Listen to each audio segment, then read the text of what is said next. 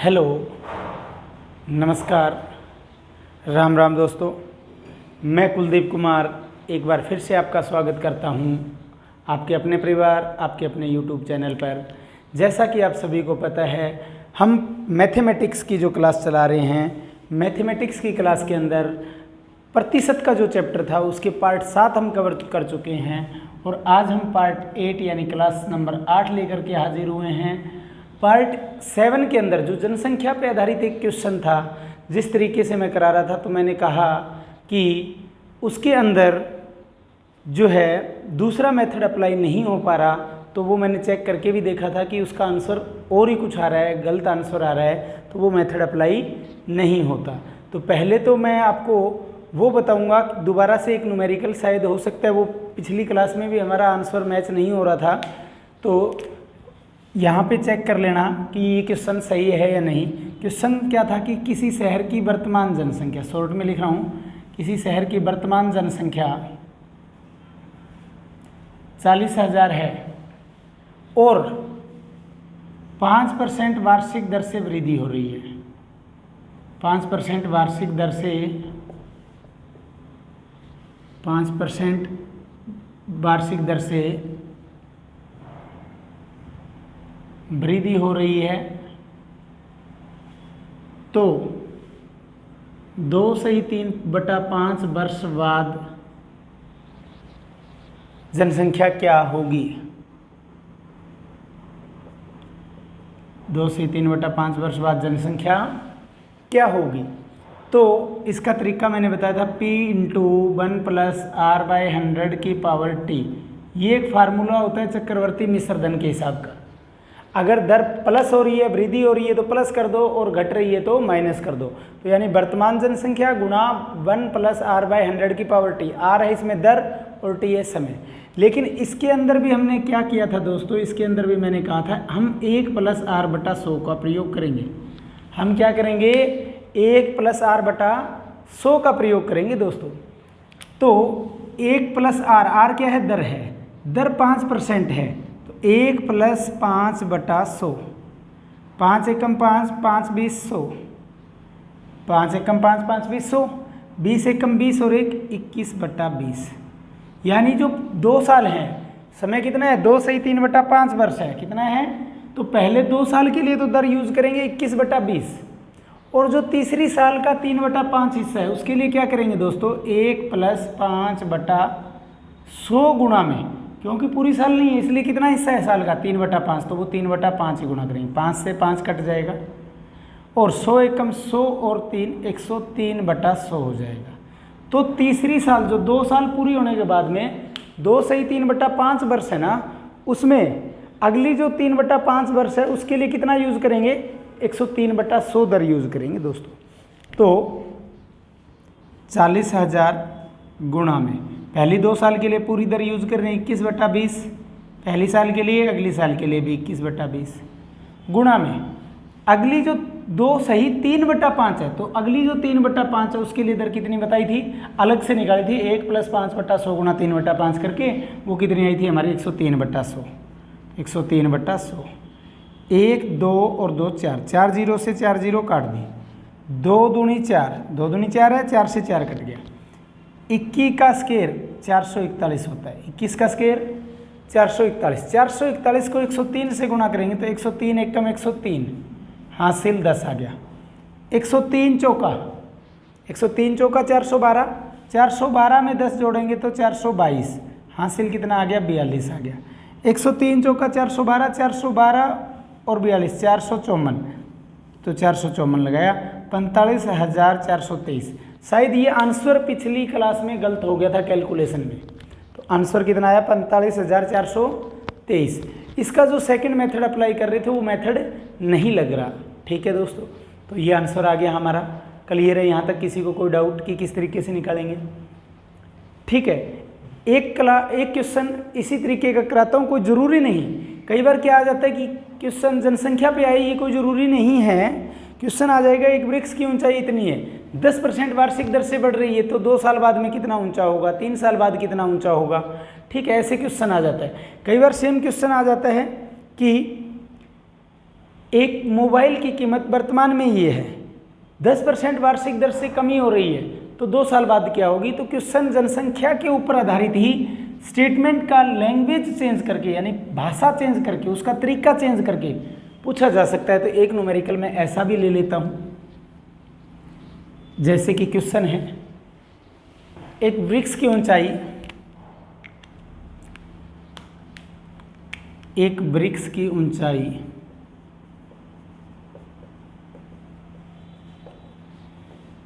10% वार्षिक दर से बढ़ रही है, 10% वार्षिक दर से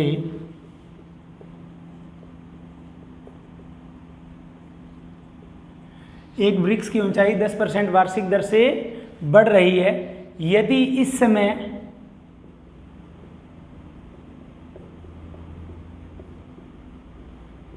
यह 5 फीट ऊंचा है, यदि इस समय 5 फीट ऊंचा है, तो 3 वर्ष बाद कितना होगा, कितना ऊंचा होगा, 3 वर्ष बाद यह कितना ऊंचा होगा।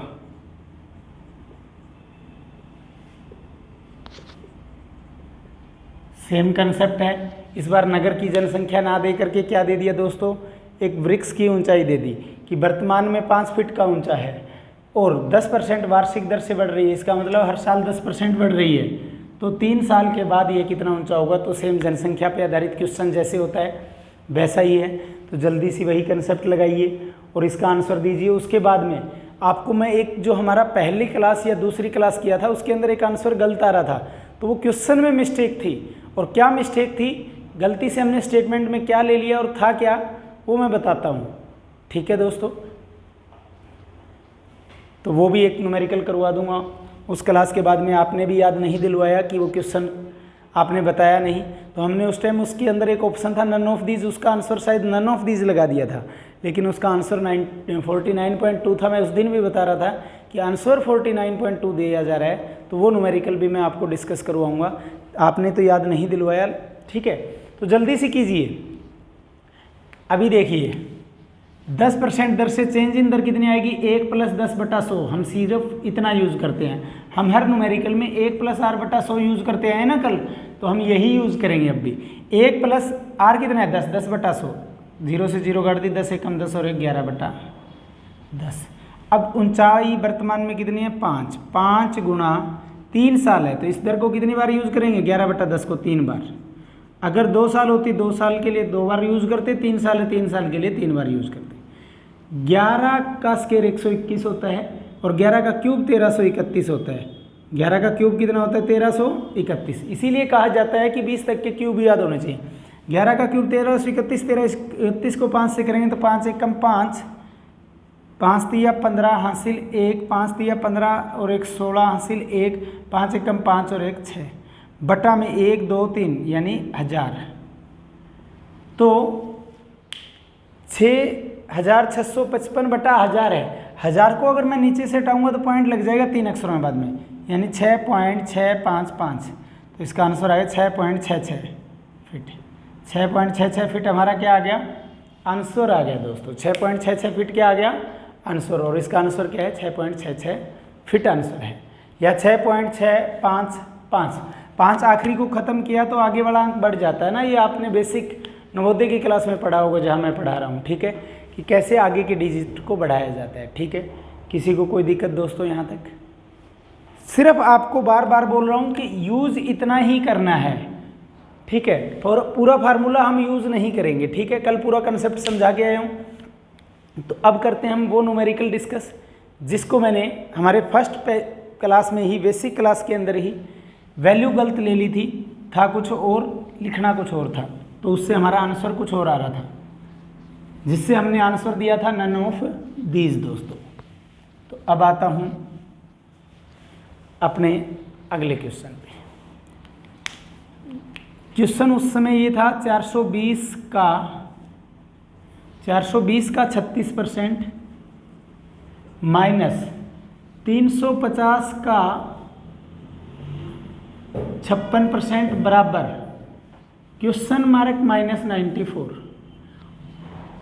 इसके ऑप्शंस दिए थे उस दिन भी मैंने 48.2, 49.2, 138.8 और नन ऑफ दीज था ये बैंक पीओ का क्वेश्चन।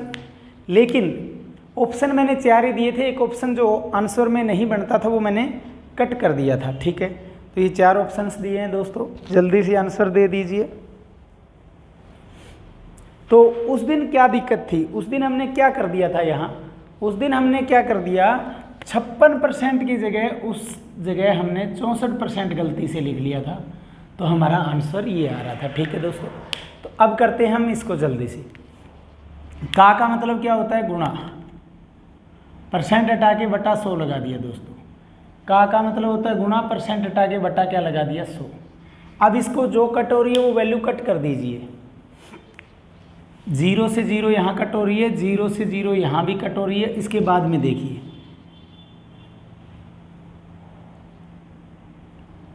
अब ये हो रहा है 2 पे कट, 2 पे 5, 2 से 5 पे कटेगा, 2 से 5 पे कटेगा, 2 से 21 पे कटेगा, तो 21 गुणा 36, 21 छिक्का 126, हासिल 12 आ गया। 21 या 63 और 12, 21 या 63 और 12 75, 756 बटा 5 आ गया, माइनस ये फिर कट रहा है 2 पे 5 और 2 पे 28, 2 पे 5 और 2 पे 28, तो 28 को 35 से गुणा करके नीचे तो 5 ही आना है।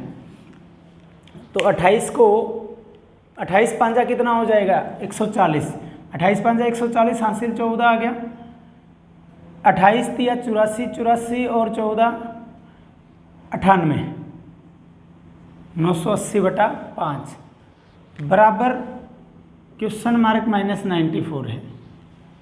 काउंटिंग कैलकुलेशन मिस्टेक ना हो जाए कहीं, दोबारा चेक कर लेते हैं।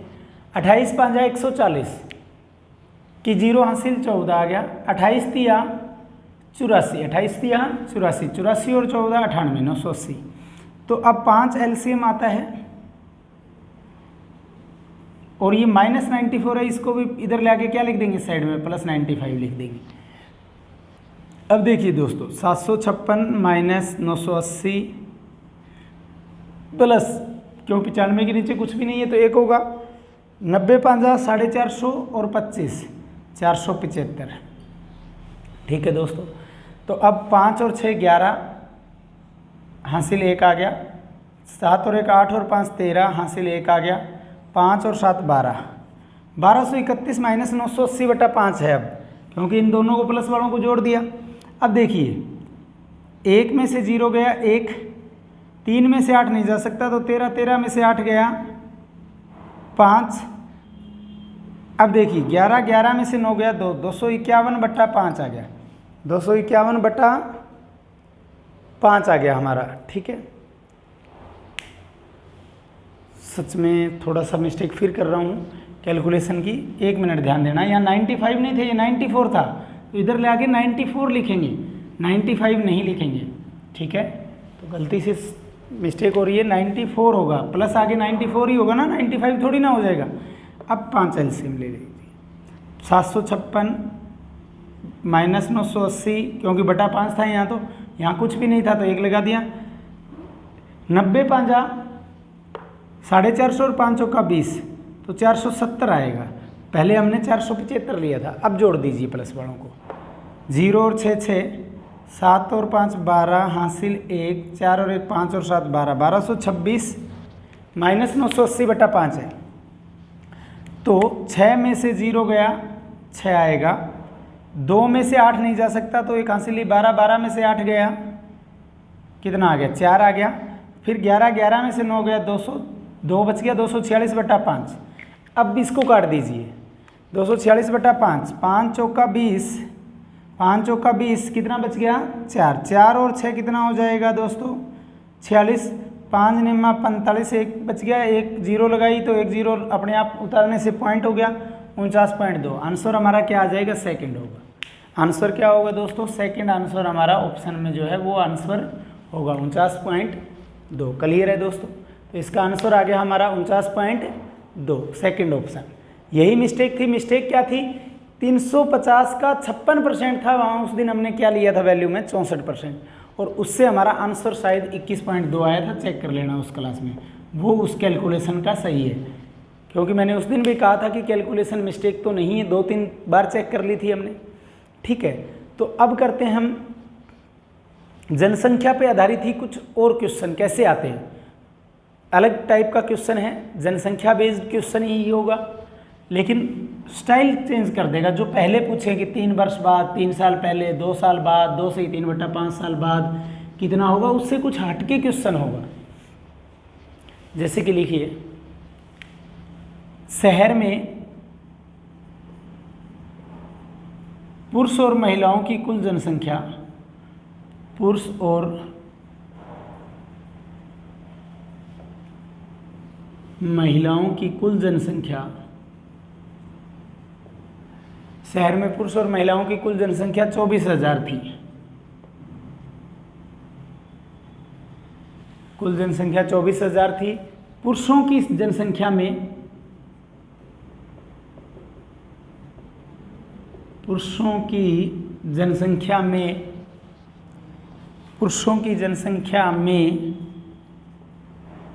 20% और महिलाओं की जनसंख्या में, पुरुषों की जनसंख्या में 20% और महिलाओं की जनसंख्या में 16% वृद्धि हो जाती है। वृद्धि हो जाती है। पुरुषों की जनसंख्या में 20% और महिलाओं की जनसंख्या में 16% वृद्धि हो जाती है, और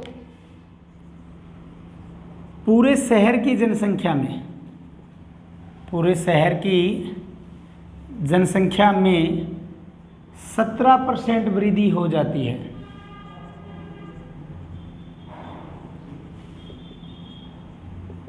हो जाती है।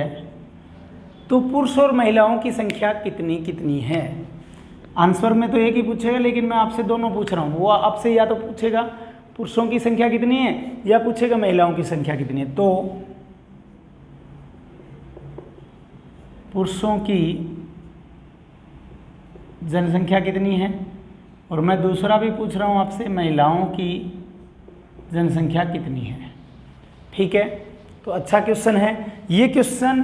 वैसे हम एलिगेशन का, जहाँ भी मिश्रण का चैप्टर करेंगे उसमें भी आता है ऐसा क्वेश्चन। ठीक है, तो एलिगेशन मेथड लगा करके करेंगे। एलिगेशन मेथड कैसे लगेगा वो ध्यान करना। एक साइड हम लिखेंगे पुरुष, दूसरी साइड हम लिखेंगे महिला। एक साइड मैंने बताया क्या लिखा, पुरुष, दूसरी साइड महिला।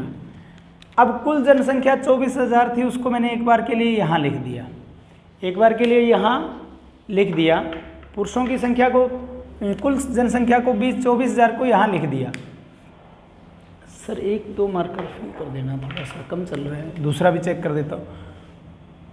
पुरुषों की जनसंख्या 20% थी, इसको भी इन दोनों को फिल कर। पुरुषों की जनसंख्या 20% थी बढ़ने में, महिलाओं की जनसंख्या बढ़ने में कितने प्रतिशत थी, 16%। पुरुषों की 20% बढ़ी, महिलाओं की जनसंख्या 16% बढ़ी दोस्तों, और पूरे शहर की 17% बढ़ी है। तो जो पुरुषों को पुरुष की तरफ लिख दिया, महिलाओं को महिला की तरफ लिख दिया, और जो पूरे शहर की जनसंख्या है 17%, उसको मिडल में लिख दिया। इन दोनों के सेंटर में, यहाँ बिल्कुल सेंटर यहाँ नहीं, इस जगह लिख दिया। अब पुरुष की जनसंख्या जो 20 है, 20 में से 17 घटा करके 3 आया, उसको इधर लिख दो। 20 में से 17 घटाया, सेम 16 में से 17 घटाया, तो -1 नहीं बोलना, माइनस और प्लस का चिन्ह नहीं लेना होता। 16 में से 17 गया 1, 20 में से 17 गया 3, यानी 1:3 आ गया। तो यानी पुरुषों की संख्या तो 1 थी और महिलाओं की संख्या 3 थी। इसका मतलब पुरुषों की संख्या कितनी आ गई, 1, महिलाओं की कितनी आ गई, 3। तो इसका मतलब हमारे मुताबिक तो 3 और 1 4 जनसंख्या है। कुल हमारे मुताबिक कितनी है, 4 है।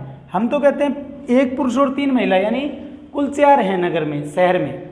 और वो क्या करें, कुल कितने हैं, 24। तो हमारी 4 जनसंख्या 24,000 की क्या होगी दोस्तों, बराबर होगी।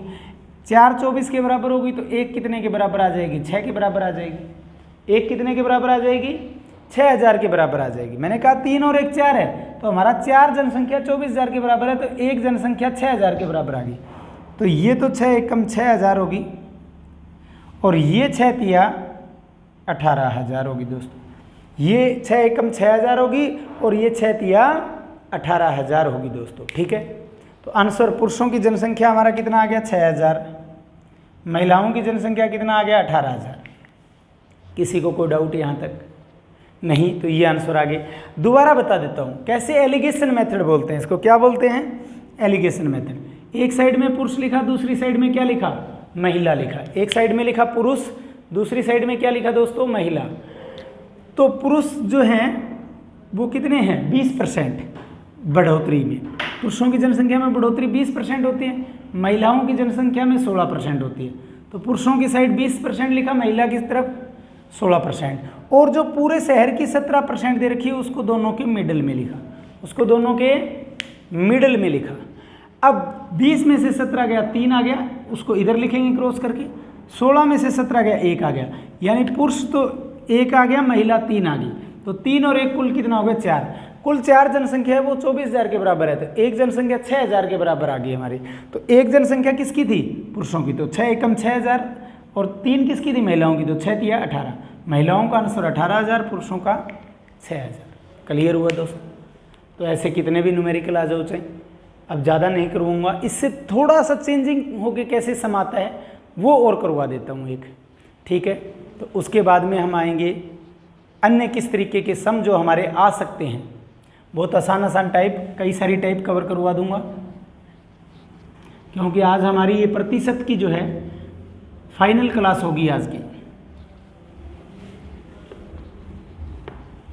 तो अगला एक सम और लेते हैं। शहर की वर्तमान जनसंख्या, शॉर्ट में लिख रहा हूँ, शहर की वर्तमान जनसंख्या 30,000 है। एक शहर की वर्तमान जनसंख्या 30,000 है। पुरुषों की जनसंख्या में, पुरुषों की जनसंख्या में 4% वृद्धि होती है, प्लस 4% लिख दिया।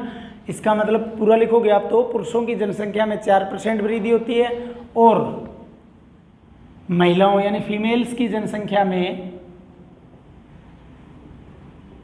प्लस 10% वृद्धि होती है। मतलब यानी शॉर्ट में लिखा है पुरुषों की जनसंख्या में 4% वृद्धि होती है और महिलाओं की जनसंख्या में 10% वृद्धि होती है, जिससे शहर की जनसंख्या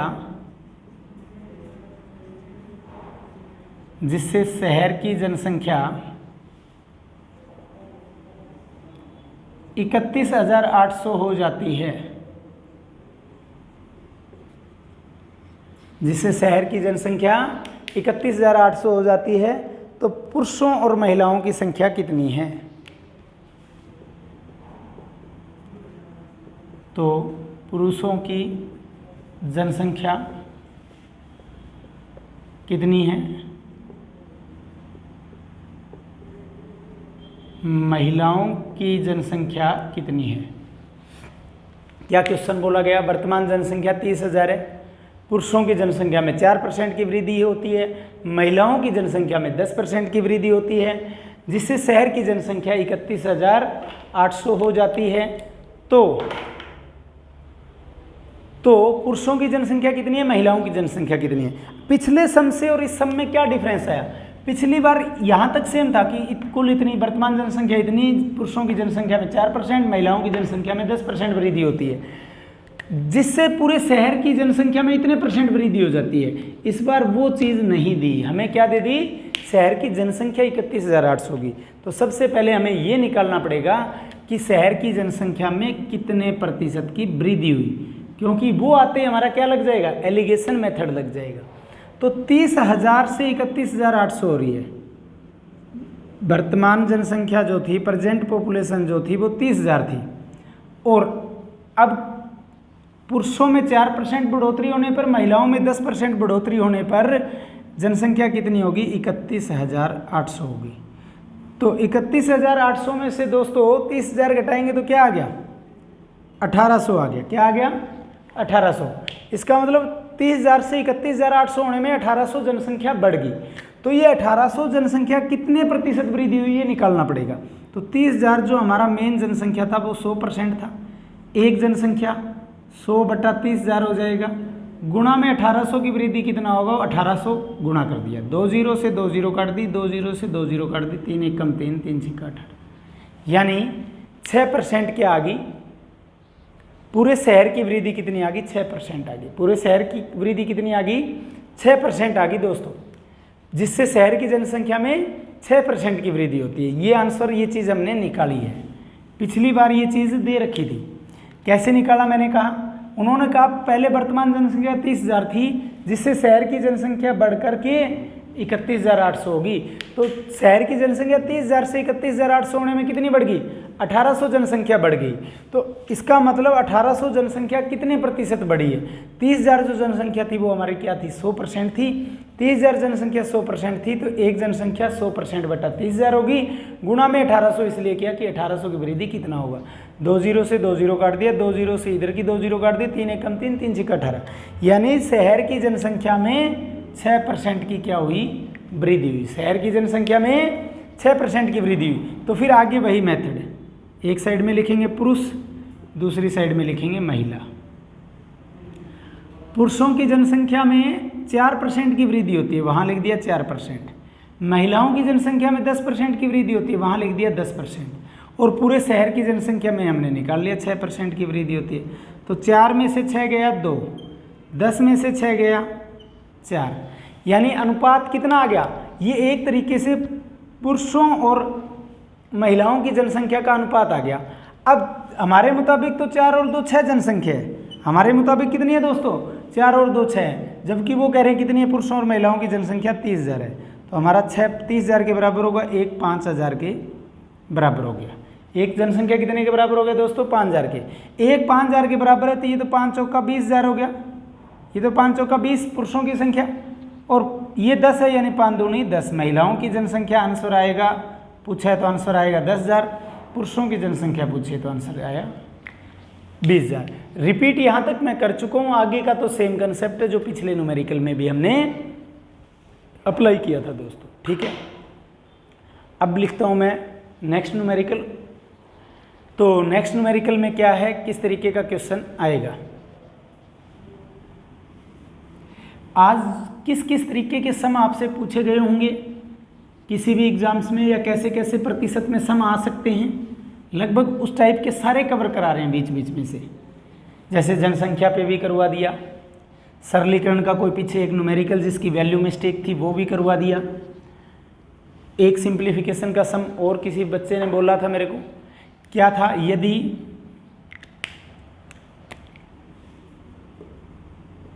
अगला क्वेश्चन है जो किसी स्टूडेंट ने भेजा था, यदि P का P% बराबर 36 हो तो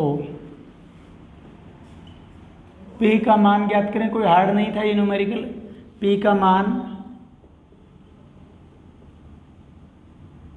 ज्ञात करें।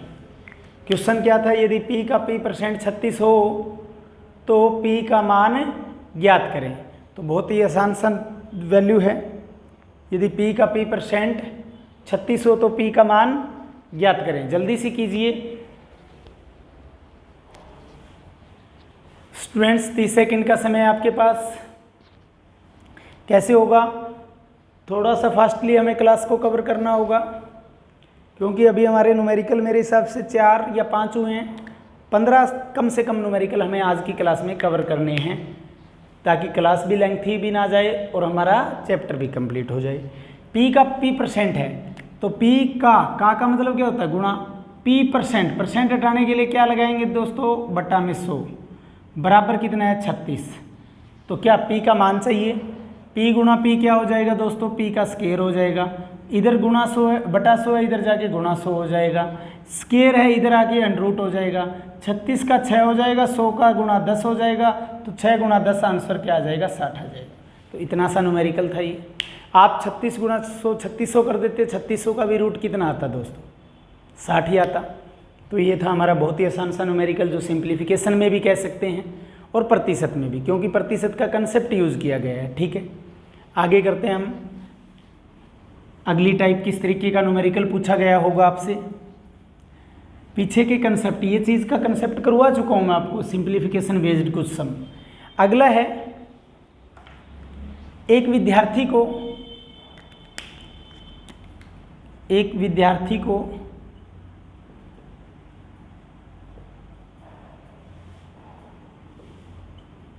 किसी संख्या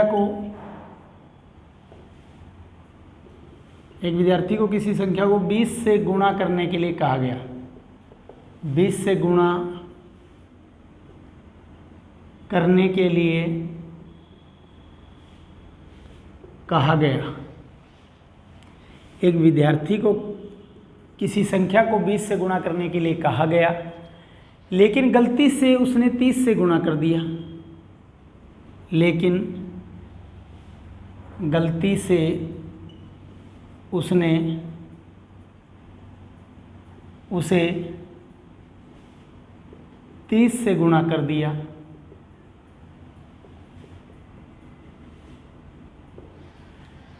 एक विद्यार्थी को किसी संख्या को 20 से गुणा करने के लिए कहा गया, लेकिन गलती से उसने 30 से गुणा कर दिया।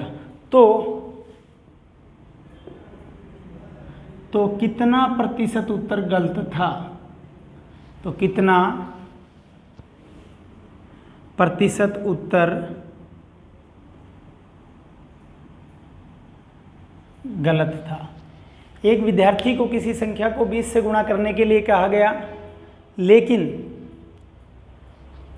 गलती से उसने 30 से गुणा कर दिया। तो कितना प्रतिशत उत्तर गलत था? ये न्यूमेरिकल हमें आंसर देना है। तो बहुत आसान न्यूमेरिकल है। कोई कहेगा कि संख्या x थी, चाहे x से करो, चाहे आप 1 मान के करो, चाहे 100 मान के करो, चाहे 10 मान के करो, उससे कोई फर्क नहीं पड़ेगा दोस्तों। ठीक है, तो जल्दी करवाता हूँ। इस तरह के 2 न्यूमेरिकल हम लेंगे। मानना संख्या 1 थी, गुणा 20 से करने पे क्या हो जाएगी? संख्या 20 हो जाएगी। और गलती से 30 से गुणा कर दिया तो संख्या कितनी हो जाएगी? 30 हो जाएगी। संख्या मैंने कहा 1 थी, 1 को 20 से गुणा करने पे क्या आएगा? 20। और 30 से गुणा करने पे क्या आएगा दोस्तों? 30 आएगा। तो सही उत्तर तो 20 आना था, करेक्ट आंसर तो 20 आना था, लेकिन गलती से 30 से गुणा किया तो 30 आ गया। तो सही से कितना ज़्यादा आ गया? सही से 10 ज़्यादा आ गया। तो सही से कितना ज़्यादा आ गया? 10 ज़्यादा। मैंने कहा मानना संख्या 1 है, गुणा 20 से करने पे 20 आ गया, गुणा 30 से करने पे 30 आ गया। तो सही आंसर तो 20 आना था दोस्तों। सही आंसर कितना आना था? 20। सही आंसर तो 20 आना था, लेकिन आया क्या? 30। क्यों आया? 20 से कितना ज़्यादा आया? 10। 20 से कितना ज़्यादा आया दोस्तों? 10। क्यों ज़्यादा आया? गलती के कारण। तो कितना प्रतिशत गलत आया? यानी 10 ज़्यादा आया। तो वो किससे ज़्यादा आया? 20 से। आना तो 20 था, यानी 20 आपका क्या होता? सही आंसर तो 100% होता। 1 होता तो वो कितना होता? 100/20 होता। और आया कितना ज़्यादा? गुणा 10। 10 गुणा कर दिया, 10 एकम 10, 2 9 20, 2 50 100। यानी इसका मतलब क्या आया? 50%। कितना ज़्यादा आया? कितना प्रतिशत गलत उत्तर ज़्यादा था? यानी तो कितना प्रतिशत उत्तर गलत था? 50% उसमें से उत्तर क्या था? गलत था। आना 20% था, आया कितना? 30। ठीक है, तो 20 की बजाय 30 आने पे कितना ज़्यादा आ गया? 10 ज़्यादा आ गया। तो ये बताना है 20 के अनुपात में या 20 के अनुसार 10 कितना ज़्यादा है। 20 के अनुसार 10 दिखने लग रहा था, सीधा सीधा 10 ज़्यादा है। अब कई क्या कहेंगे? कई कहेंगे नहीं जी, संख्या x मान लो। अगर संख्या x मान ली तो 20 से गुणा करने पे क्या हो जाएगा? 20x हो जाएगा। और 30 से गुणा करने पे क्या हो जाएगा? 30x हो जाएगा। x मानो, 1 मानो, 10 मानो, 100 मानो, 1000 मानो, लाख मानो, उससे कोई फर्क नहीं पड़ता। अब 20x से 30x कितना ज़्यादा है? 10x ज़्यादा है दोस्तों। 20x मेन संख्या है, इसका मतलब वो 20x कितना है आपका?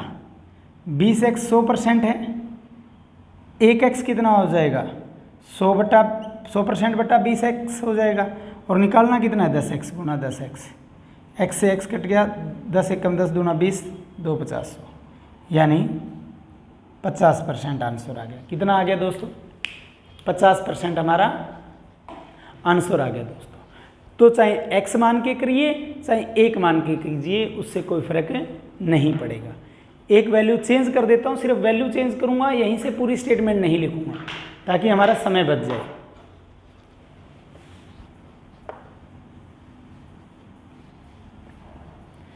सिर्फ 2 वैल्यू चेंज करते ही पूरा न्यूमेरिकल चेंज हो जाएगा, या 1 चेंज करते भी पूरा हो जाएगा। किसी विद्यार्थी को किसी संख्या को 40 से गुणा करने के लिए कहा गया, लेकिन उसने गलती से उसे 50 से गुणा कर दिया, तो कितना प्रतिशत उत्तर गलत था। अब मैंने क्या वैल्यू चेंज की दोस्तों, यहाँ 20 की जगह 40 और यहाँ 30 की जगह 50। यहाँ आप ये कर सकते थे, 30 से गुणा करने के लिए कहा गया, गलती से 40 से कर दिया। ऐसे कर सकते थे, संख्या को 50 से गुणा करने के लिए कहा गया, गलती से उसने 70 से गुणा कर दिया। तो दोनों वैल्यू चेंज करते ही या दोनों में से एक भी चेंज करते ही आपका क्वेश्चन क्या हो जाएगा, चेंज हो जाएगा। नए कितने भी क्वेश्चन बना सकते हो आप। अब फिर वही संख्या मान ली, संख्या 1 थी, 40 से गुणा करने पे कितना आता, 40 आता। 50 से गुणा करने पे कितना आ गया, 50 आ गया। अब 40 के अनुपात में 50 कितना बढ़ गया, 40 के विद रिस्पेक्ट, यानी 40 के अनुसार 50 बढ़ने में 10 बढ़ गया। 40 से 50 होने में कितना बढ़ गया, 10 बढ़ गया दोस्तों। तो इसका मतलब जो 40 था वो अब हमारा कितना परसेंट होता, 40 हमारा जो है वो 100% होता। एक कितना होता, 100/40 होता। बड़ा कितना, 10, वो कितना हो, गुणा 10 कर दिया। 10 एकम 10 चौका 40, 4 25 100, यानी 25% हमारा क्या आ गया, आंसर आ गया दोस्तों। तो यानी कितना प्रतिशत गलत था, 25% गलत था। किसी को कोई डाउट? तो ये था इस तरह का क्वेश्चन। अब आते हैं हम अपने अगले क्वेश्चन पे।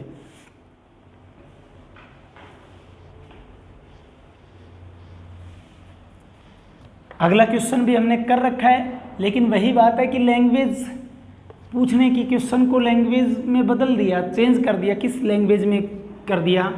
कल हमने क्षेत्रफल पर आधारित कुछ क्वेश्चंस किए थे, आपको हिंट दे देता हूँ क्वेश्चन करने से पहले। उस तरह का न्यूमेरिकल है। व्यक्ति के प्रति घंटा मजदूरी को, व्यक्ति के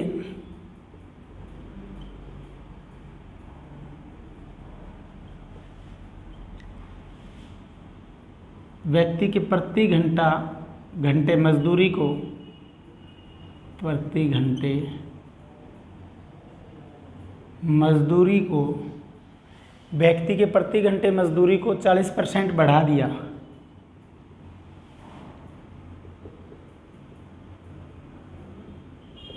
व्यक्ति के प्रति घंटे मजदूरी को 40% बढ़ा दिया और काम करने के समय को, और काम करने के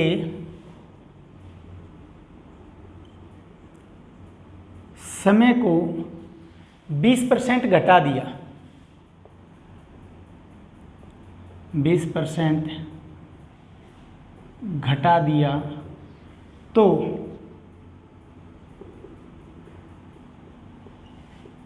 उसके मजदूरी पर कितना प्रभाव पड़ा, तो उसके मजदूरी पर कितना प्रभाव पड़ा।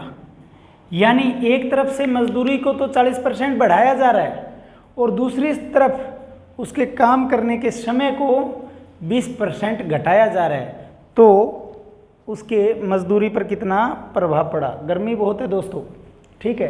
तो इस न्यूमेरिकल को कैसे करेंगे, सोचिए। कल मैंने कराया था ना, जैसे आयत की लंबाई को 10% बढ़ा दिया, चौड़ाई को 10% घटा दिया, तो उसके मजदूरी पर कितना प्रभाव पड़ेगा। तो सेम उसी तरीके का न्यूमेरिकल है। तो उसको हमने किया था +a + b + ab / 100, याद आ रहा है? +a +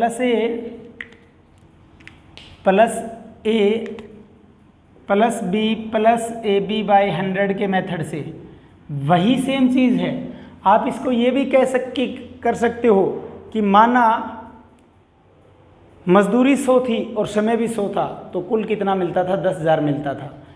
जिसमें जितना वृद्धि हो रही है उस हिसाब से नई कितनी आ रही है, उस तरीके से भी कर सकते हो। ये तरीका भी वहाँ भी करवाया था। तो लेकिन ये ज़्यादा कन्वीनियंट मेथड है। 40 प्लस है, फिर 20 b प्लस है, +a + b + ab, यानी 40 × 20/100। 0 से 0 काट दिया, 0 से 0 काट दिया। 40 और 20 60 और 4 दूनी 8, तो यानी दोनों बढ़ा दिया नहीं है, घटा दिया है, सॉरी गलती कर दिया। क्योंकि समय को 20% घटा दिए, ये नहीं कि समय को भी 20% बढ़ा दिया, गलती से निकाल दिया, दोनों प्लस ले दिए, घटा दिया तो क्या आएगा, माइनस आएगा दोस्तों, और प्लस 40% बढ़ा दिया तो प्लस आएगा, गलत कर रहा था। प्लस 40 माइनस 20 प्लस 40 गुणा माइनस 20 बटा 100, 0 और 0 2 0 होगी, 2 0 से 2 0 काट दी, 4 दूनी 8 यानी माइनस 8 आ गया, 4 दूनी 8 यानी माइनस 8 आ गया। 40 में से 20 गया 20, 20 माइनस 8 बराबर कितना आ गया, 12%। किस में आया, प्लस में, इसका मतलब आंसर क्या होगा, 12% वृद्धि। क्या होगा, 12% वृद्धि, आंसर आएगा 12% वृद्धि होगी। मजदूरी बढ़ाई थी, समय घटाया था, लेकिन मजदूरी पे क्या प्रभाव पड़ा, 12% वृद्धि होगी दोस्तों, ठीक है। आगे एक न्यूमेरिकल और दे रहा हूँ, सेम टाइप के 2 करवा देता हूँ ऐसे ही वैल्यू चेंज करके।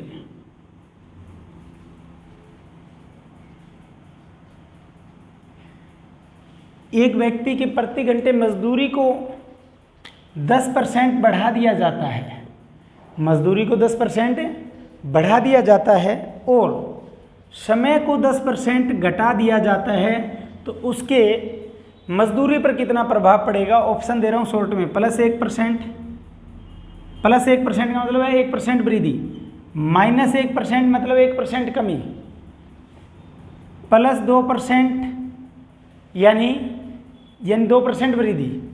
अगला ऑप्शन ना ही वृद्धि ना ही कमी, ना ही वृद्धि ना ही कमी।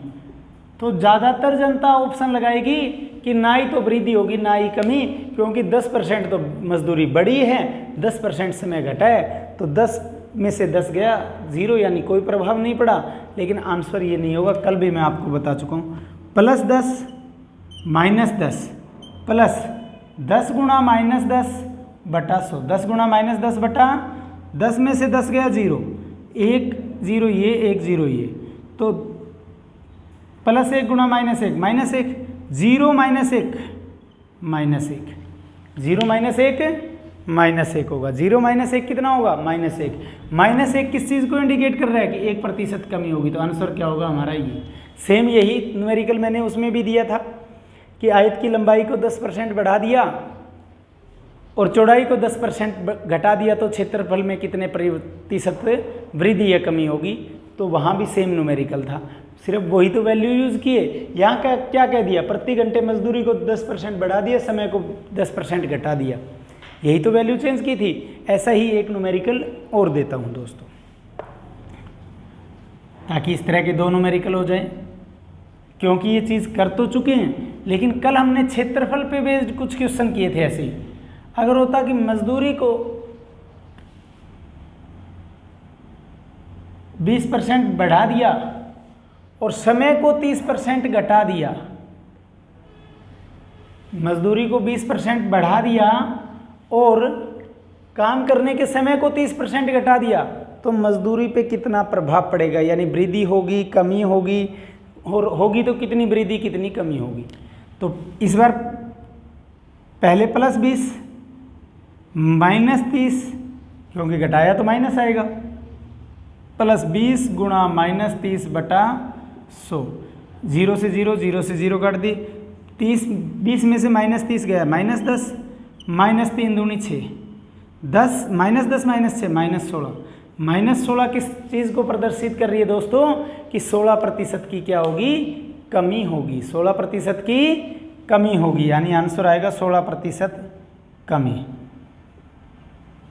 कोई डाउट यहाँ तक? तो ये थे हमारे ये क्वेश्चन, मेरे हिसाब से 11 या 12 क्वेश्चंस कवर हो चुके हैं इसके साथ ही, ठीक है। अब करते हैं हम अपना अगला क्वेश्चन, किस तरीके का पूछा जा सकता है।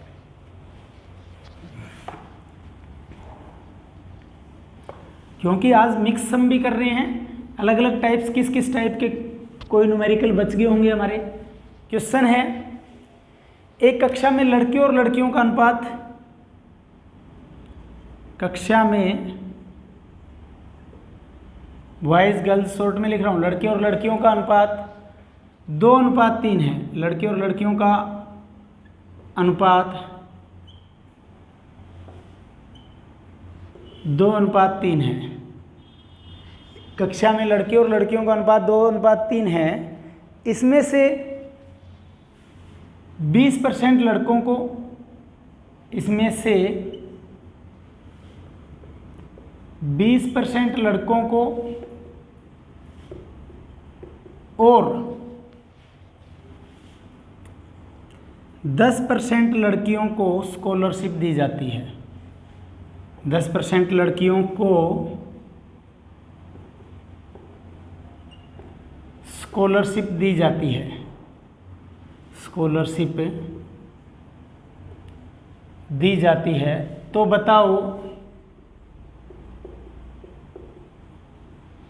बताओ कितने प्रतिशत विद्यार्थियों को स्कॉलरशिप नहीं मिलती? कितने प्रतिशत विद्यार्थियों को स्कॉलरशिप नहीं मिलती?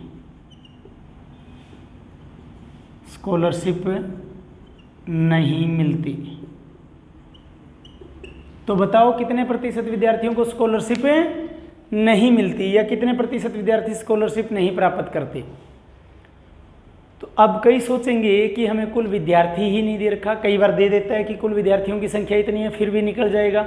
ऐसे कुछ सम अनुपात के अंदर भी करेंगे, ठीक है। लेकिन वहाँ प्रतिशत नहीं पूछेगा, वहाँ अनुपात पूछेगा केवल, ठीक है, कि ऐसे कितने उन विद्यार्थियों का अनुपात क्या होगा जिनको स्कॉलरशिप नहीं मिलती। तो रेशो में भी करेंगे, लेकिन रेशो में हम कैसे करेंगे? रेशो के हिसाब से करेंगे। अब देखिए कैसे सॉल्यूशन करेंगे। बॉयज और गर्ल्स का रेशो कितना दे रखा है दोस्तों? 2:3 दे रखा है। कितना दे रखा है? इसका मतलब क्या कह सकता हूँ? अगर प्रतिशत में दे रखा है तो इसका मतलब ये हुआ कि 200 तो लड़के, 2 0 यहाँ लगा दी, 2 0 यहाँ क्यों लगाई? क्योंकि प्रतिशत में दे रखा है। इसमें से 20% लड़कों को स्कॉलरशिप मिलती है। 20% तो लड़कों को स्कॉलरशिप मिलती है। और ये 2 0 यहाँ, 2 0 यहाँ क्यों लगाई? क्योंकि प्रतिशत में आगे बात कर रहा है। 20% लड़कों को स्कॉलरशिप और 10% लड़कियों को स्कॉलरशिप दी जाती है। अब 20 को दी जाती है, हमें किसका प्रतिशत बताना है? स्कॉलरशिप नहीं मिलती या नहीं दी जाती उनका बताना है। 20% को मिलती है तो लड़कों में 80% को नहीं मिलती। 10% लड़कियों को मिलती है तो लड़कियों में कितने परसेंट को नहीं मिलती? ये तो है जिनको मिलती है। 20% को मिलती है तो 80% को नहीं मिलती, और 10% को मिलती है। सर बोतल थी यहाँ पानी की बोतल थी इधर, ये उस ऑफिस में रह गई वो, एक बार देखो। तो 20% तो लड़कों को मिलती है, 10% लड़कियों को। 20% लड़कों को मिलती है तो इसका मतलब 80% को नहीं मिलती। 10% लड़कियों को मिलती है तो इसका मतलब 90% को नहीं मिलती। और हमें प्रतिशत किसका बताना है? हमें प्रतिशत बताना है नहीं मिलती उनका। तो 200 और 300 500 विद्यार्थी, कुल तो 500 हैं। अब 200 का 80% कितना होगा? 160। जल्दी पता होना चाहिए आपको, कैलकुलेशन नहीं करनी पड़े इस बात की, क्योंकि 80% का मतलब 100 में 80, 100 में 80 तो 200 में 160 हो गया ना। 100 में 90 तो 300 में कितना हो जाएगा? 270। यानी 0 0 0, 7 और 6 13, हासिल 1 3 और 1 4, 430। कितना आ गया? 430। इसका मतलब 430 को नहीं मिलती। कितने को नहीं मिलती? 430 को नहीं मिलती। 500 को मिलती है, 430 को नहीं मिलती। तो हमें ये बताना है कि 430 हमारा कितना प्रतिशत होगा। तो कुल विद्यार्थी 500 जो है वो आपका 100% होगा। एक विद्यार्थी 100% बटा 500 होगा। 430 कितना होगा? गुणा में 430 कर दिया, 2 0 से 2 0 काट दी, 5 जो 8 40, 3 बच गया 30, 5 6 का 30, यानी 86%। कितने प्रतिशत को नहीं मिलती? 86%। कैसे बताया मैंने? बड़ी आसानी से दोबारा बताता हूँ, रिपीट करता हूँ पूरा तरीका बताया। 2:3 दे रखा था हमें, 2:3 दे रखा था दोस्तों। तो 2 0 2 0 लगा ली, क्योंकि 200 और 300 बन जाएगा। और 200 और 300 बनने से क्या होगा दोस्तों कि 200 और 300 में प्रतिशत बड़ी आसानी से निकलेगा। अब देखिए 20% तो लड़कों को मिलती है, 10 लड़कियों को मिलती है, तो 20 को मिलती है, हमें कौन से चाहिए जो नहीं मिलती। तो 20% लड़कों को मिलती है तो 80% को नहीं मिलती। 10% लड़कियों को मिलती है तो इसका मतलब 90% को नहीं मिलती। अब 200 का 80% कितना होगा 160, 300 का 90% कितना होगा 270, 300 का 90% 270 हो गया, 200 का 80% 160। कैसे निकालना होगा शॉर्ट, 80% का मतलब 100 में 80, 100 में 80 तो 200 में 160, 100 में 90 तो 300 में 270, 160 और 270 कितना हो गया 430। यानी 430 बच्चों को नहीं मिलती, कितने में से 500 में। तो 500 क्या होगा 100%, 500 100% है, एक हो जाएगा 100% बटा 500 और 430 कितना होगा गुणा 430 कर दिया। तो यहाँ से आंसर क्या आ गया 86% आ गया दोस्तों। तो यानी 86% विद्यार्थियों को स्कॉलरशिप नहीं मिलती। तो आगे एक क्वेश्चन और लिख देता हूँ, नया टाइप होगा। ऐसा क्वेश्चन कोई हार्ड नहीं है बनाने को, हम और भी बना सकते थे लेकिन कोई ज़्यादा सी आवश्यकता नहीं है।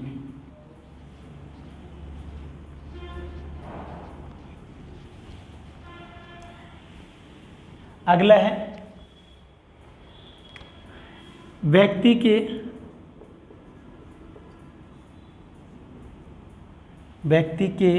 भोजन यानी फूड, किराया व अन्य। भोजन यानी फूड, किराया यानी रेंट, अदर्स यानी अन्य का अनुपात, 3:5:2 है। व्यक्ति के भोजन यानी फूड, रेंट यानी किराया और अदर्स यानी अन्य का अनुपात 3:5:2 है। यदि वह इसमें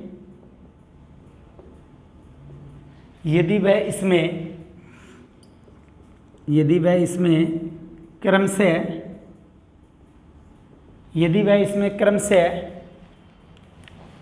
20%, 10%, 30% की वृद्धि कर दे, 10%, 20%, 10%, 30% की वृद्धि कर दे तो कुल कितने प्रतिशत की वृद्धि होगी। तो कुल कितने प्रतिशत वृद्धि होगी। तो कुल कितने प्रतिशत वृद्धि होगी। क्या लिखा मैंने, व्यक्ति के भोजन यानी फूड, रेंट यानी किराया, अदर्स यानी अन्य का अनुपात 3:5:2 है। यदि वह इसमें क्रम से 20%, 10%, 30% की वृद्धि कर दे तो कुल कितने प्रतिशत की वृद्धि होगी। तो जल्दी से कीजिए, सोचिए कैसे होगा। तो इतने में मैं ड्रिंक ब्रेक कर देता हूँ जस्ट।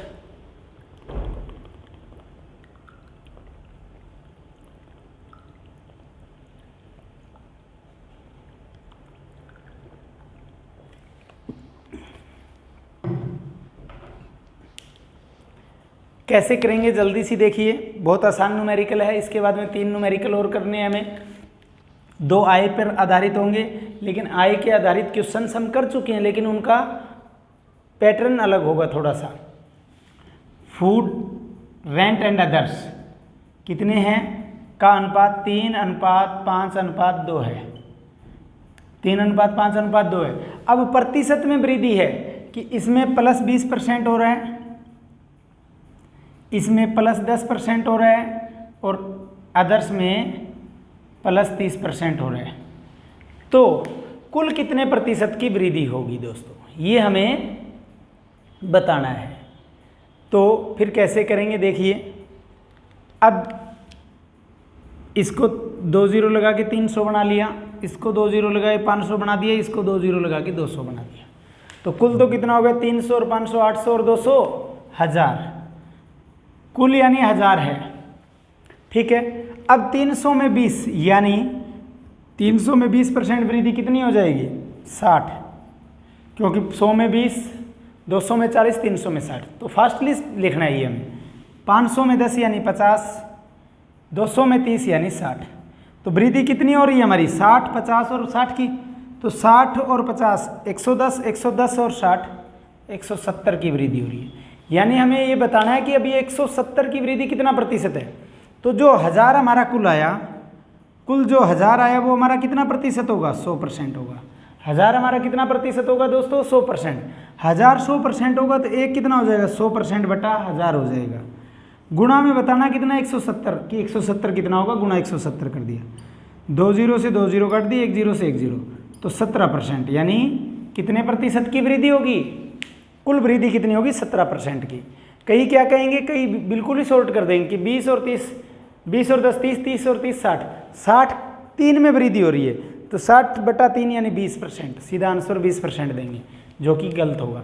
मैंने क्या कहा? 3:5:2 दे रखा था, 2 0 लगा के 300 500 200 बना लिया, यानी कुल कितना था? 1000 हो गया। अब देखिए दोस्तों, भोजन में 20% वृद्धि, किराए में 10% वृद्धि और अन्य में 30% वृद्धि हो रही है। तो 300 में 20% वृद्धि यानी 60 की वृद्धि, 500 में 10% की वृद्धि यानी 50 की वृद्धि, और 200 में 30% की वृद्धि यानी 60 की वृद्धि। तो कुल वृद्धि कितनी हो रही है हमारे मुताबिक? 60 और 50 110 और 60 170 की वृद्धि हो रही है। कितने पर हो रही है? 1000 पर। 1000 में 170 की वृद्धि हो रही है, तो 1000 हमारा कुल है, कुल कितना हो जाएगा? 100%। 1000 100% था, एक हो गया 100% बटा 1000 गुणा में 170 कर दिया। ठीक है दोस्तों, तो आंसर आ गया हमारा 17%। सेम न्यूमेरिकल, सिर्फ वैल्यू चेंज करता हूँ और आंसर जल्दी निकालना है। तो उसके बाद में हमारे 2 न्यूमेरिकल बचेंगे आय पे आधारित। अगला है, यहाँ अनुपात तो ये भी चेंज कर देता हूँ कि एक व्यक्ति के भोजन किराए व अन्य का अनुपात, भोजन किराए व अन्य का अनुपात 5:4:1 है। एक व्यक्ति के भोजन किराए व अन्य का अनुपात 5:4:1 है। यदि वह इसमें क्रम से प्लस 20%, 20%, 20%, 30% और 50% की वृद्धि कर दे, तो कुल कितने प्रतिशत की वृद्धि होगी? प्लस 20, माइनस 20 भी आ सकता था कहीं, ठीक है, तो माइनस आता है तो कम कर दीजिए उसको। तो कितने प्रतिशत की वृद्धि होगी? तो सेम लिखेंगे क्या? फूड, रेंट एंड अदर्स, भोजन किराया खर्च का अनुपात कितना है? 5:4:1 है। अनुपात में भी सेम सम आएगा, लेकिन वहाँ आंसर अनुपात में देना होगा ना हमें। तो इसमें प्लस 20% होता है, रेंट में प्लस 30% होता है, अदर्स में प्लस 50% होता है। तो 500, 400 और 100 बन गया, 500, 400 और 100 बन गया दोस्तों। अब 500 में 20% यानी हर 100 में 20, तो 500 में कितना हो जाएगा? 100। 400 का 30 यानी 120, 100 में 50 यानी 50, तो कुल कितना होगा? 500, 400, 900 और 100 1000, यानी कुल 1000 था। 1000 में वृद्धि कितनी हुई? 100 और 120, 220, 220 और 50, 270। अब जिसकी कैलकुलेशन स्ट्रॉन्ग है वो तो सीधा ही कहेगा 1000 का 270 यानी 27%, लेकिन जिसको समझ नहीं आ रहा तो 1000 हमारा कुल है, 1000 हमारा 100% होगा, एक हमारा जो है 100% बटा 1000, 270 कितना होगा? यानी गुणा 270, 2 0 से 2 0 काट दिए, 1 0 से 1 0, यानी 27% आ गया। तो 27% की वृद्धि होगी, क्योंकि 1000 में कितने की वृद्धि हुई? 270 की वृद्धि हुई, जो कि हमारा कितना होगा? 27%। तो अब इसके बाद में हमारे बचे हैं 2 न्यूमेरिकल, उनको करते हैं। तो ये सेम था पिछले जैसा ही, सिर्फ वैल्यू चेंज की थी।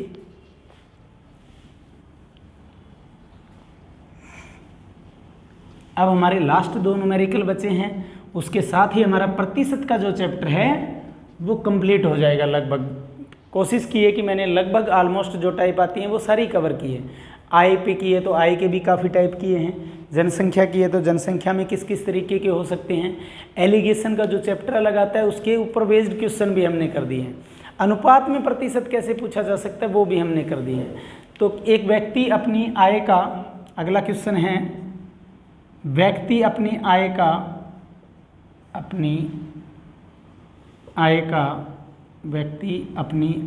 का 60% खर्च करता है।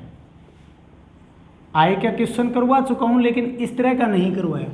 व्यक्ति अपनी आय का 60% खर्च करता है यदि उसकी आय 15% बढ़ जाए, यदि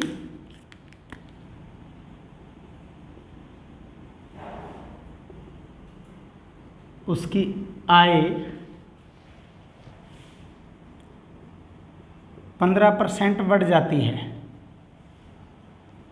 एक व्यक्ति अपने आय का 60% खर्च करता है, यदि उसकी आय 15% बढ़ जाती है और खर्च भी 5% बढ़ जाता है, और खर्च भी 5% बढ़ जाता है,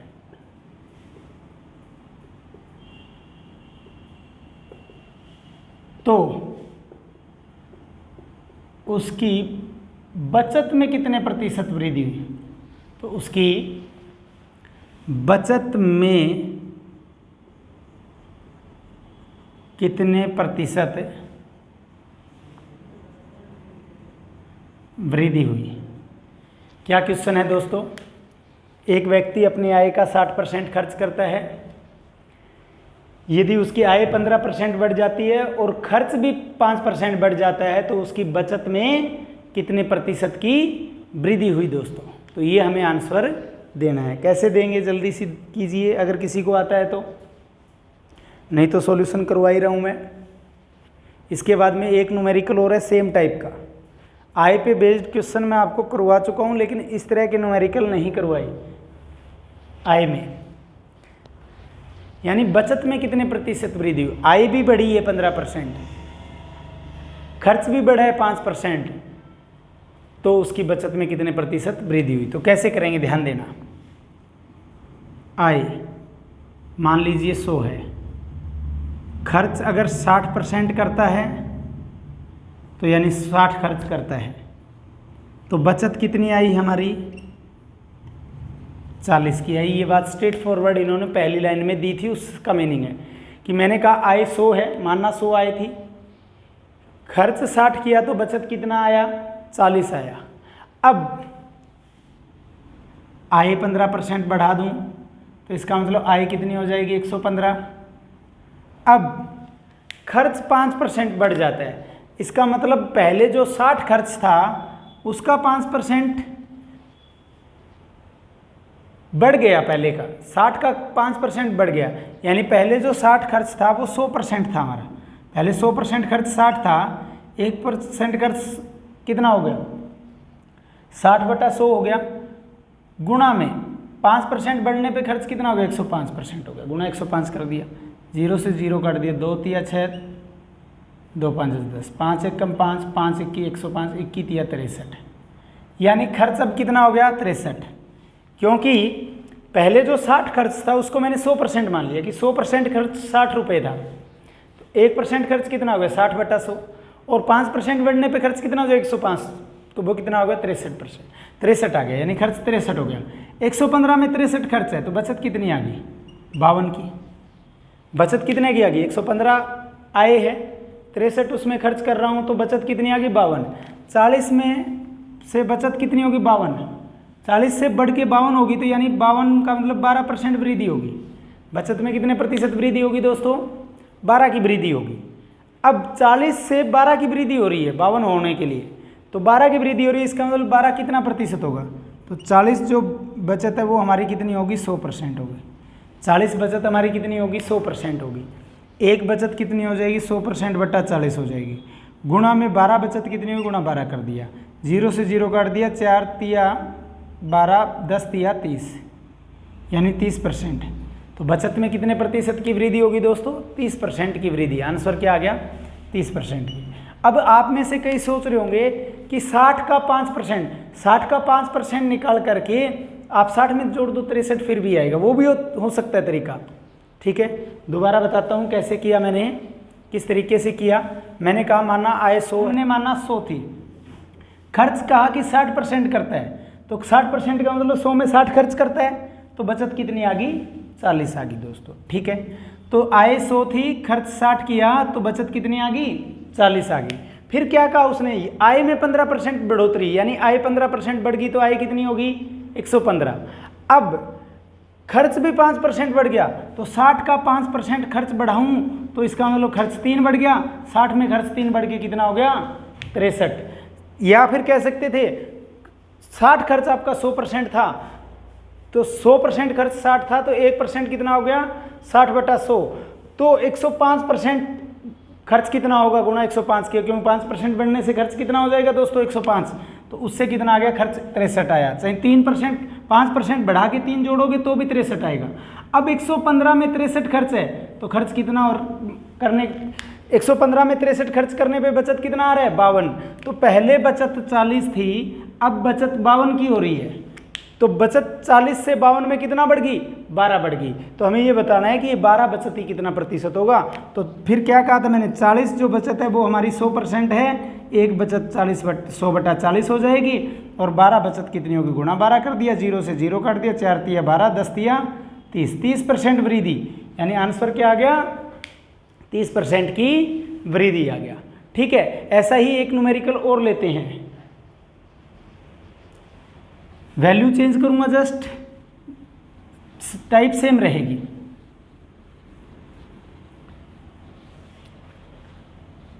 एक व्यक्ति अपनी आय का 70% खर्च करता है, एक व्यक्ति अपनी आय का 70% खर्च करता है।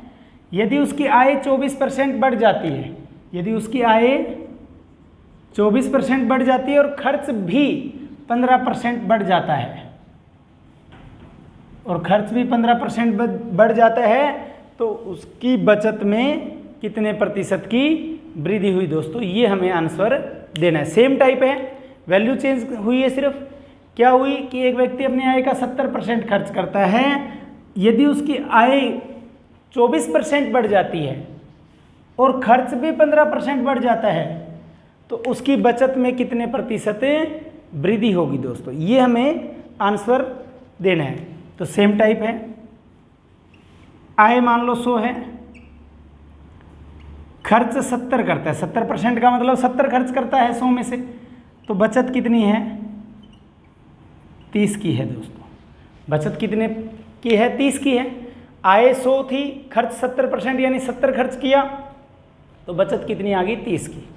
अब आय में कितने प्रतिशत बढ़ोतरी हुई 24%, यानी आय कितनी होगी हमारी 100 में 24% बढ़ने पे 124 होगी।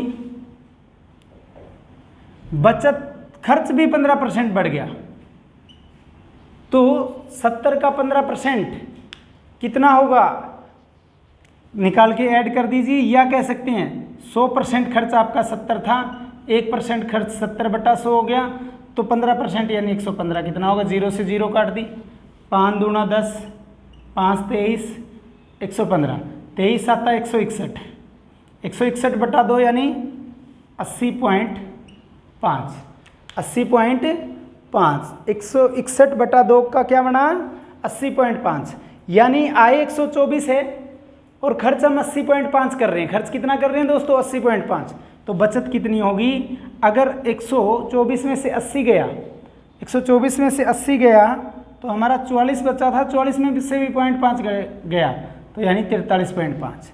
124 में से जब 80.5 जाएगा तो बचत कितनी आ गई हमारी 43.5।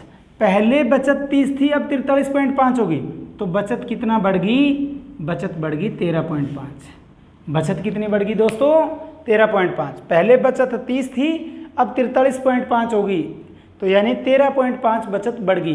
तो ये 13.5 कितना प्रतिशत होगा, ये हमें आंसर देना है। तो 30% जो बचत थी वो हमारा कितना था 30% नहीं, सच में 30 रुपये बचत थी वो 100% थी, 1 रुपया 100% बटा 30 हो जाएगी, और बताने कितनी है 13.5 हमारी कितनी होगी दोस्तों। तो पॉइंट हटाया बटा 0 लगा दी, 0 से 0, 0 से 0, 135/3 आ गया। क्या आ गया 135/3, 45 पे कट जाएगा, यानी 45% की वृद्धि होगी। आंसर क्या आ गया 45% की वृद्धि होगी। किसी को कोई डाउट? सेम टाइप था जो पहले हम कर चुके हैं, उसी तरीके का डिटो न्यूमेरिकल था। हमने माना कि आय 100 थी, खर्च 70% करता है, यानी 100 में 70 खर्च करता है, 100 में से 70 खर्च करता है, तो बचत कितनी आई हमारी 30 की आई। अब आय 24% बढ़ गई, तो 100 में आय 24 बढ़ के 124 होगी। 70 का 15% वृद्धि करोगे, 70 का 15% वृद्धि यानी 10.5 की वृद्धि होगी। अगर सीधा 70 का 15% निकाल के जोड़ोगे तो भी 80.5 आएगा। अदरवाइज जो 70 आपकी खर्च थी उसको आपने 100% मान लिया कि 70 खर्च 100% थी, एक खर्च 70/100% होगी, गुणा में 15% से 115% कितनी होगी, तो भी 80.5 आएगा। अब 124 में से 80.5 अगर खर्च करते हैं तो बचत कितनी आती है दोस्तों, 43.5 की आती है। तो 30 से 43.5 होना मतलब 13.5 की वृद्धि होगी। तो 13.5 की वृद्धि हमारा कितना प्रतिशत होगा। तो 30 जो बचत थी वो हमारा इसका मतलब कितना था, 100% था। 100% बटा 30 हो गया, गुणा में 13.5 कितना होगा, तो आंसर क्या आ गया, 45%। यानी बचत में 45% की वृद्धि होगी। तो आज की क्लास में इतना ही करेंगे दोस्तों। और आज की इसी क्लास के साथ ये प्रतिशत का हमारा 8वां पार्ट था। और 8वें पार्ट के साथ ही हमारा प्रतिशत का ऑलमोस्ट जितना टाइप्स बनता है मैंने कवर करवाया। अगर आज की ये क्लास आपको पसंद आई हो तो इसे ज़्यादा से ज़्यादा शेयर करना, वीडियो को लाइक भी करना और कमेंट करके भी अवश्य बताते रहना, ताकि हमें पता चलता रहे कि किस तरीके के कंटेंट हम आपको दे पा रहे हैं, कैसी क्लासें हम आपको दे पा रहे हैं, क्या सुधार की ज़रूरत है, क्या हमारी कोई कमी है या नहीं है। तो जो भी आपके कमेंट्स होंगे वो ही हमें और बेहतर करने को मजबूर करेंगे। तो जितना हो उसके कमेंट्स भी करना। और अभी तक अगर आपने हमारे चैनल को सब्सक्राइब नहीं किया तो चैनल को भी अवश्य सब्सक्राइब करना। तो आज की क्लास में इतना ही। धन्यवाद। जय हिंद दोस्तों।